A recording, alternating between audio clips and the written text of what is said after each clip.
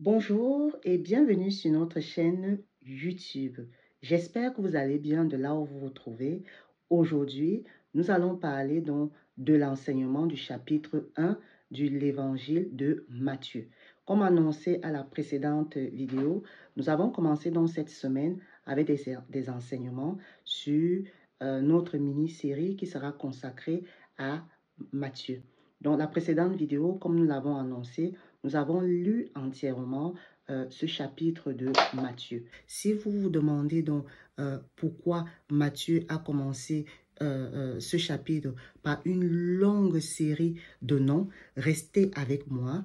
Ensemble, nous allons explorer, nous allons analyser ce que cela signifie et pourquoi c'est important pour nous de nos jours. Reste scotché et nous allons analyser ce premier chapitre qui s'annonce déjà très important et très pertinent. Alors, dans cette première partie, mes bien-aimés en Christ, nous allons rapidement résumer ici ce premier chapitre de Matthieu. Munissez-vous déjà de vos Bibles et j'espère que vous l'avez déjà lu. Vous allez remarquer que ce chapitre ici va commencer par la généalogie de Jésus. Une liste ici de noms qui va retracer les ancêtres de Jésus, d'Abraham jusqu'à Joseph, qui est ici son père légal. Alors, ce passage ici va montrer que Jésus est l'accomplissement des promesses que Dieu avait faites à Abraham et à David. Souvenez-vous, à l'introduction, on avait dit ici que l'évangéliste Matthieu essayait d'être dans la continuité de l'Ancien Testament. Alors, il n'est pas simplement ici anodin de signaler la généalogie de Jésus ici. À travers cette généalogie ici, Matthieu va nous montrer que Jésus n'est pas seulement un homme, mais qu'il est le Messie. Il est celui qui a été attendu par le peuple depuis longtemps pour pouvoir concrétiser la promesse que Dieu avait fait déjà à des hommes. Donc, ensuite ici, Matthieu va raconter un moment très clé ici à travers l'annonce à Joseph. Alors, Joseph ici va apprendre que Marie, sa fiancée, est enceinte par l'action du Saint-Esprit. Un ange va lui apparaître et va lui faire comprendre que Marie donc, doit être prise comme épouse, qu'il ne doit pas avoir peur parce qu'elle va enfanter un fils du nom de Jésus qui sera ici le sauveur de son peuple et qui va vraiment laver ce peuple de tous ses péchés. Alors pour résumer un peu le livre ici, le premier chapitre ici, il est très clair. Dans le premier chapitre, il s'agit tout simplement ici d'évoquer la généalogie de Jésus et de parler un peu de l'arrivée de Jésus parmi nous à travers ses parents que sont Joseph et Marie. Tout ceci sur l'action de l'Esprit Saint. Dans cette deuxième partie, donc, j'aimerais évoquer ici un aspect personnel à travers le pourquoi de la généalogie. Pourquoi cette généalogie est importante? Vous savez, on sait que la généalogie est importante pour savoir d'où on vient, pour savoir nos racines, pour savoir qui nous sommes. Alors, peut-être la généalogie ici, dans ce premier chapitre, peut sembler monotone, mais elle nous apprend quelque chose de très important ici, de très puissant. Elle montre que Dieu ici agit à travers l'histoire. Donc, ce n'est pas quelque chose qui a commencé comme ça, c'est quelque chose qui a commencé depuis longtemps. Chaque nom ici que nous allons citer dans ce premier chapitre ici va raconter une histoire et dans des moments bien précises, dans des moments de chaos ou dans des moments d'échec. Ceci pour nous montrer que Dieu sera toujours là à travers son œuvre. Donc déjà dans le passé, il était déjà là.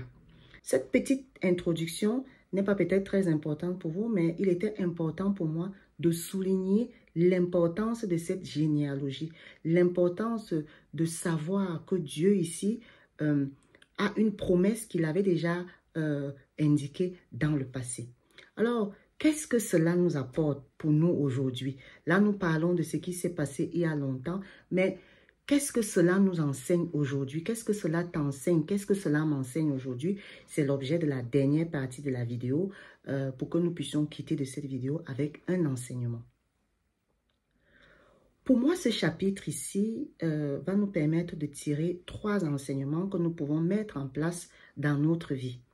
La première chose ici, ce chapitre ici va nous inviter à voir la fidélité de Dieu.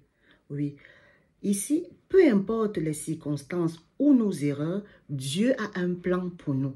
Oui, il a un plan pour nous, il a un plan pour toi, il a un plan pour chacun de nous. Il travaille donc de génération à génération pour que nous puissions atteindre ce plan.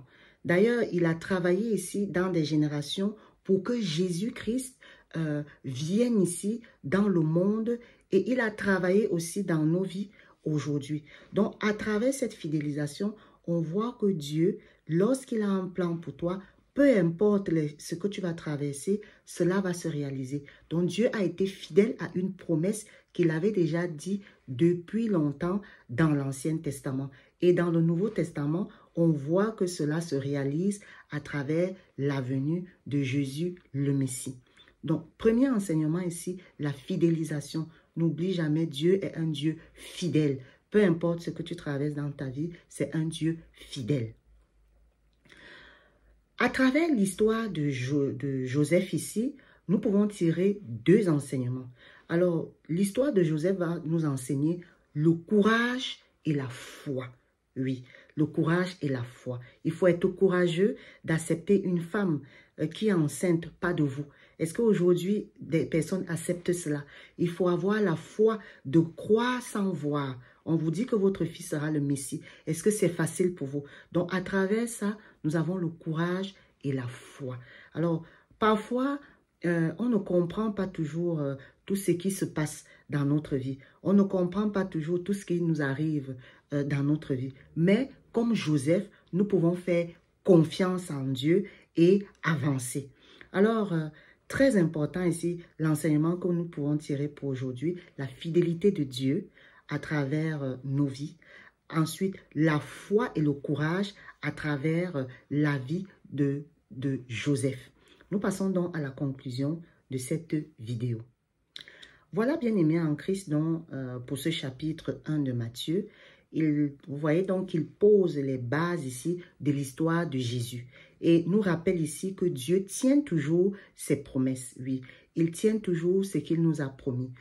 Bien-aimés en Christ, voilà donc pour ce premier chapitre de Matthieu qui va donc poser les bases ici de l'histoire de Jésus et il va nous rappeler clairement, fermement que Dieu tient toujours ses promesses.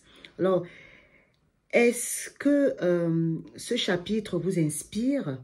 Avez-vous déjà remarqué des détails sur la généalogie ou l'histoire de Joseph?